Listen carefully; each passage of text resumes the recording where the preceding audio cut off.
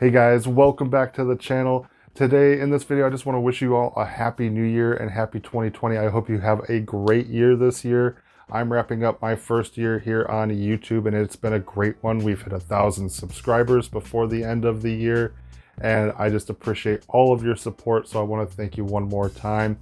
But in this video, really, I'm just going to go over my Ryzen 9 3900X full custom loop system. I've made some updates to the bends and just functionality and look of the system, and just want to go over that with you. And then we can go and touch on a little bit of the temperatures that I'm getting in this system and some of the other parts that we have here. Maybe give you guys some ideas, and then maybe if you guys can comment your ideas for my system and how to improve the functionality and maybe overall look of the system. So I'm going to go ahead and get you on in the up close and personal with my system and go over some of the changes that I've made so far and some things that I'm going to be making improvements on in the future with the system once I have more time. So let's go ahead and get up close here. So here we are. This is my full system. It has some things that we definitely need to work out before I consider a complete build. But one of my new favorite things that I have added in here that I think really adds a nice touch to the overall look and feel of the system, but also providing some nice functionality, is this bits power flow meter right here. I really love the way this ties everything together. If you also remember in my first build log that I did on this system, this tube kind of sloped down and then went up, so it was a little bit uneven. We fixed that here when we added in that flow meter. It is also pretty heavy, so we were a little bit worried about it collapsing, but so far it's been doing pretty well, so I don't think we have to worry about it anymore. As you can see, that flow meter is really running at a high rate of speed, and that is due to the 1,000 liter per hour pump that I put in there. It is a DDC pump, which is that Fantex reservoir is all it can take is a DDC pump. One thing that I do want to note that I want to fix in the future, but right now money is kind of a factor. I did buy these Thermaltake fittings here, and I didn't buy enough for everything that I need to do, so I did end up going into some old Bits Power fittings that, if you remember Sean, he's a part of the channel, but he hasn't had any time to make any videos for the channel. He has also been around helping me with this system. He had these Bits Power fittings laying around, so we've been just using those whenever we needed them. But as you can see, it does kind of take away from the overall look of the system when we have mixed and matched fittings.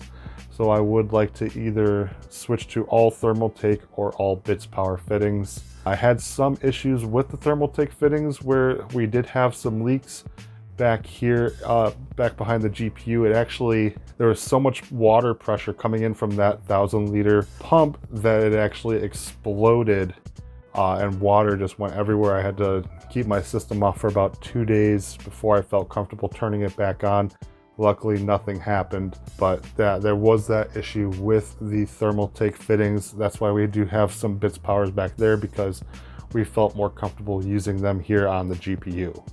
All right, and then moving all the way back here, we did have a soft tubing before, but it was like kind of wrapped up around the back here and we were trying to hide it, but it was really just impeding any type of cable management. Now the cable management isn't done back there, and you'll see that here later on when I go over the drain that I added, which is something I'm even more excited about, is having a drain in this system, because draining the system without an official drain was super hard. We had to hook up a hose to the top of the reservoir and flip the system over in order to drain it. So now we finally have an official drain at the bottom of the system here that is going to help every time I have to make an update. But as for that soft tubing, it is hiding behind here. I was planning on adding another hardline tube over there, but I figured since it is so hidden, I just figured why not throw some soft tubing back there since we had it and not waste any time, because I don't think it's really going to make a difference aesthetically if I do have a hardline tube when it's going to be hidden as much as it is right there. So that's what we did. We're going to stick with the softline tubing. I'm happy with it. I do think I want to add another softline tubing here, but that will be for a fill port here up to the top.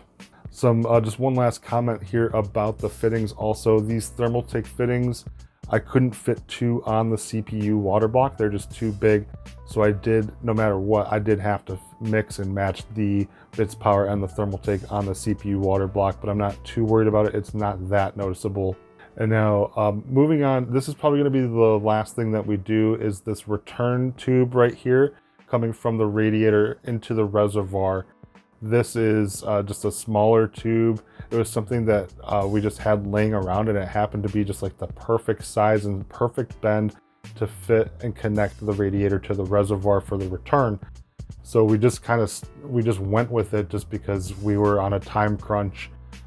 So that's what we have right now. Eventually it will have this thicker tubing and maybe a 90-degree bend, and it'll go down into that radiator again, but just have same size tubing all here in the front of the case. But right now that tube does what it needs to do, and I'm happy with it. Been a pretty solid bend there for us coming into the clutch just to wrap everything up when we were pressed for time. But like I said, eventually we will be updating that to match the rest of the tubing in the system. As for the Fantex Glacier water block that I have on the 2080 Ti, as I said in the first video, this is a really great water block for someone that is just getting into water cooling and is still nervous about tearing down their GPU and installing a water block. This was one of the easiest water blocks to install, some of the fewest screws that I've ever had to use in installing a water block compared to a lot of the EK water blocks where you have like 15 to 20 screws or more just to install a water block. This one, there was very few screws, very easy install, so I really like it. And with that mirror finish or chrome finish, however you want to look at it, it is just really nice looking aesthetically as well. And then as you can see in the reservoir, I do have a silver kill coil. Did definitely need to come in handy, but it wasn't enough. I am running a cleaner through the system now. There was some buildup here in the fins on the GPU block. I do have to drain this loop here soon to get that cleaner out because it has been 48 hours. So running the cleaner has definitely helped a lot, especially now that we have new tubing in there. I'm still running on distilled water, but I do have the EK Clear premix that I'm going to be using. This is their cryo fuel. I'm going to be throwing that in as soon as everything is complete. Once I know that I'm done with all the tubes and there's no leaks or anything like that, this cryo fuel is going to be the liquid that I'll be running in the system. So that should be run very soon. But let's go ahead and flip it around back and I'll go over that drain here a little bit.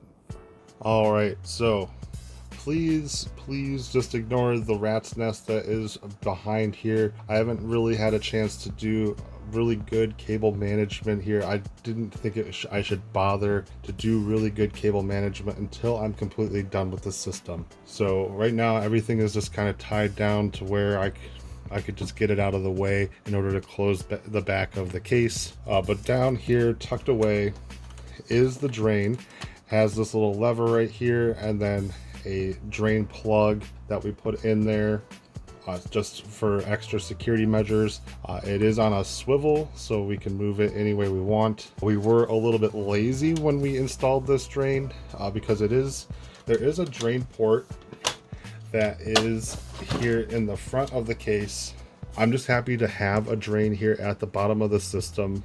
So this is going to be very easy. Hopefully one day we can actually go down there and reroute it so it actually goes through the drain port here in the front that Fantex graciously provided. And then obviously once all of this is done, I can actually go in there and actually do some real work with the cable management, because I know this isn't very pretty, but that is also something. It's hard to manage a lot of these cables when you have so much RGB with all these Corsair RGB fans and RGB cables galore. So it is a little bit hard. Right now it's not important since we're not completely done building the system and doing all of the loops. But I'm gonna go back up on top and just wrap up this video, guys.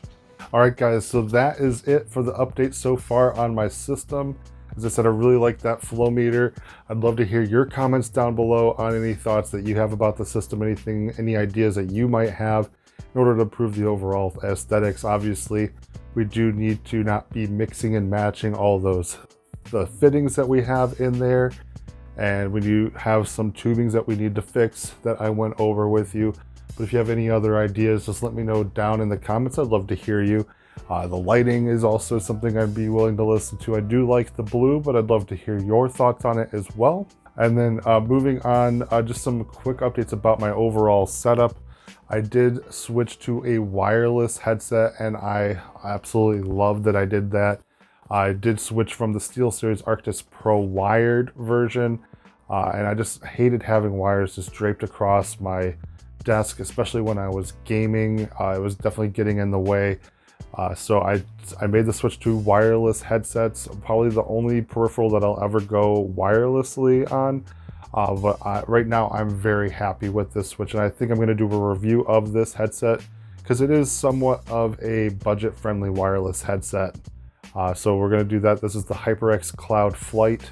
And then I did update my monitor here. I was using a 32-inch MSI 1440p monitor. It was curved with a VA panel. I really wanted an IPS panel to help me with my editing, especially with color grading. With IPS having those accurate colors, it was definitely something I wanted to do.